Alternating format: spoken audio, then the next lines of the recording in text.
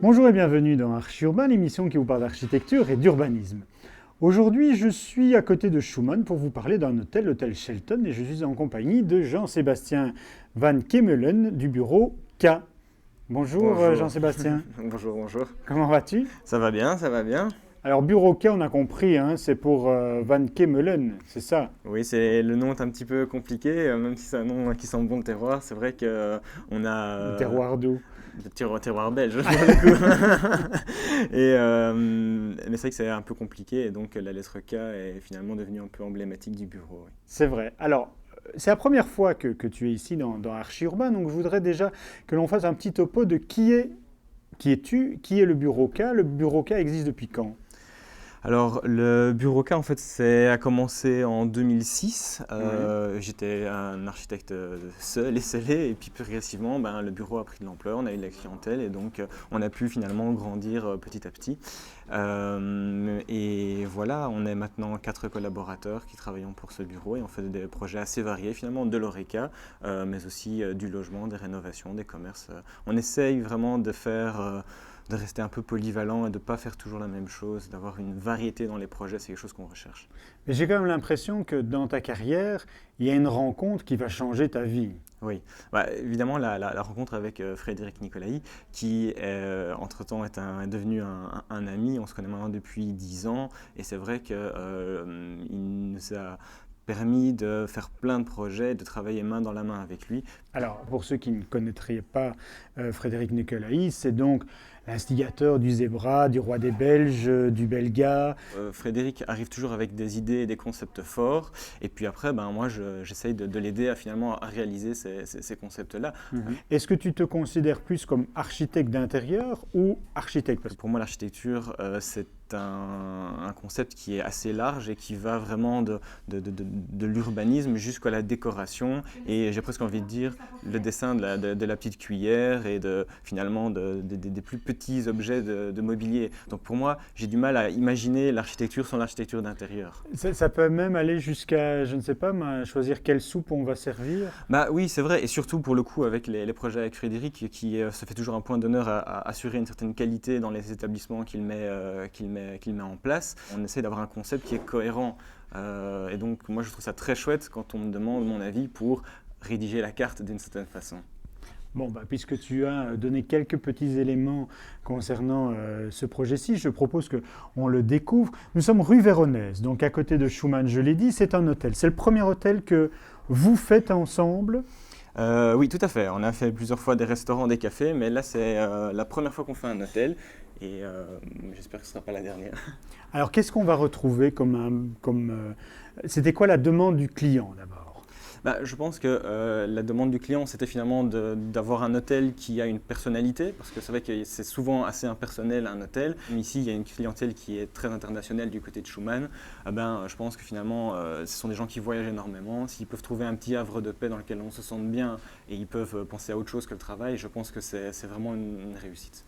Mais la demande de départ, c'était pas de refaire tout l'hôtel. La demande du client était principalement le lobby, le restaurant, et l'idée qu'on a eue très très vite d'arranger aussi une terrasse sur le toit, puisque c'était une toiture plate qui était complètement inutilisée et qui présente une vue absolument magnifique. Alors, on voit derrière nous la décoration. Ces palettes, c'est parce que c'est pas cher, parce que ça donne du design, ou parce que ça donne de la chaleur? C'est tout ça réuni, ça c'est Oui. sûr. Donc c'est-à-dire que c'est vrai que la palette c'est chouette parce qu'on pense que ça s'inscrit déjà dans l'air du temps. On est dans une logique de décroissance, et finalement réutiliser des matériaux sont des choses qui pour nous semblent faire du sens. En plus, effectivement, on obtient très vite avec un matériau finalement peu cher un rendu et une atmosphère qui est très particulière. Maintenant, tout le piège est d'arriver à décliner la palette intelligemment, de bien la mettre en œuvre pour ne pas finalement avoir un espace qui ressemble à rien, qui ne semble pas maîtrisé. maîtrisé. Il n'y a pas des palettes partout, hein. On voit dans les couloirs ou ici dans le lobby du papier peint. Pourquoi ne pas avoir mis des palettes partout? Pour plusieurs raisons. D'abord parce qu'il y a des normes de sécurité de pompiers qui interdisent, ou en tout cas limitent l'utilisation du bois dans tous les endroits. Et puis d'autre part parce qu'on trouvait très intéressant finalement de ne pas se cantonner à la simple palette, mais encore une fois de la décliner, de la travailler autrement. Donc, puisque la terrasse est finalement sur le toit de l'hôtel, c'était de créer une espèce de fil d'Ariane entre le lobby où on sent tout de suite dès qu'on rentre dans l'hôtel la présence de la palette et de la décoration de l'architecture qu'on a mis en place, et finalement de créer une espèce de parcours comme une signalétique qui amène jusqu'au toit. Un très beau toit où on a encore du bois, des palettes au plafond, mais ce n'est pas des palettes au sol, hein. Non, au sol, on est parti sur un plancher rainuré en bois massif qu'on a alterné dans différents sens pour donner un peu plus de dynamique à l'ensemble et texturer un peu différemment par rapport au plafond. Mais alors, cette terrasse, c'est la terrasse du restaurant du rez-de-chaussée?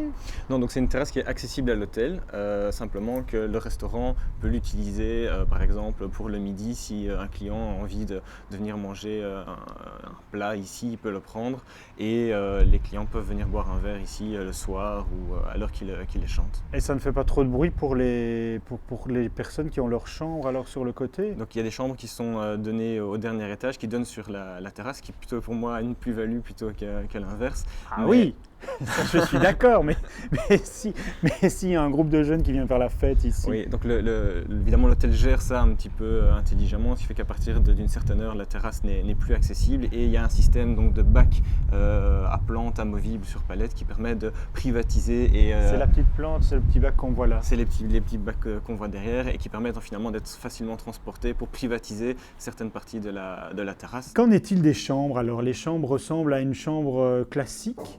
Alors là, c'est assez amusant parce que l'objectif qu'on avait, c'était de pouvoir créer une expérience différente dans les chambres aussi.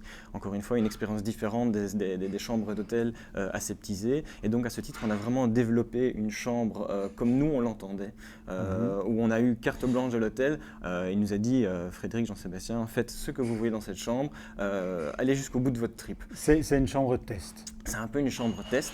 Et je comprends que pour un gérant d'hôtel, ça peut être un peu stressant de donner comme ça les clés de la maison. Mais c'est vrai que ça nous a permis d'aller jusqu'au bout de notre réflexion. Et le résultat est très positif, c'est-à-dire que des gens réservent dans l'hôtel seulement s'ils peuvent avoir cette chambre-là. Est-ce que tes clients sont parfois frileux? Ils font appel à toi pour avoir un certain design, une certaine originalité? C'est vrai que ça peut paraître paradoxal, mais je pense que c'est récurrent et je peux le comprendre. D'abord, il y a une réalité économique qu'il ne faut pas oublier. Je crois que la frilosité vient principalement de là. Il y a quand même des enjeux. Alors que ce soit pour un hôtel où il faut quand même avoir un retour sur investissement, il faut avoir un client qui soit heureux et qui revienne d'une part, ou pour un particulier qui finalement met toutes les économies de sa vie pour s'acheter sa maison. Je comprends que quelque part, il a envie de quelque chose d'un petit peu différent, sinon il ne ferait pas appel à nous. Maintenant, parfois, ça l'angoisse un petit peu parce qu'on est rassuré par ce qu'on connaît. Quand tu es arrivé dans ce projet-ci, que tu as vu cette façade en briques jaunes, qu'est-ce que tu as pensé de la façade? C'est vrai que sur la façade, on avait une typologie qui avait des qualités certes, mais qui avait aussi probablement au fil du temps été un petit peu endommagée par des rénovations qui n'étaient pas forcément heureuses.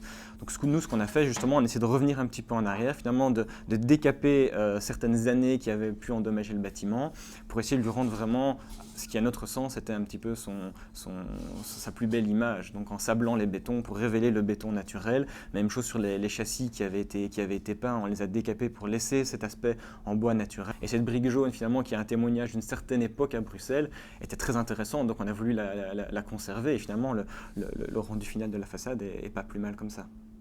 Alors si je me suis mis ici un peu dans la pénombre comme ça, c'est bien évidemment pour mettre en avant ton architecture juste derrière, pour montrer également qu'il y a une baie vitrée là au-dessus. Donc ce qui veut dire que nous sommes dans le prolongement de la maison. C'était quoi? C'était un jardin couvert? Enfin, c'était un jardin au départ qui a été couvert? Oui, comme beaucoup à Bruxelles, dans beaucoup d'endroits, les intérieurs d'îlots ont été progressivement gangrénés par le bâti et finalement toutes les courettes et les jardins d'antan ont progressivement été couverts pour en faire des annexes. On trouve ça très souvent dans les maisons, mais aussi dans des plus grands immeubles comme ici. Donc ici, on avait clairement une cour qui a été couverte. On avait envie de faire revenir la lumière naturelle à l'intérieur. Alors, si on se tourne un peu, on a le mur qui termine là, mais qui ne termine pas. Il y a encore une pièce derrière.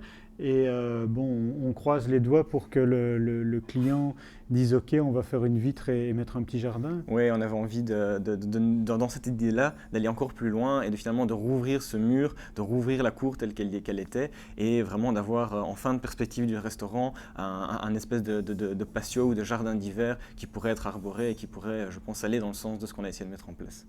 C'est quoi l'avenir de Buroka, les prochains projets?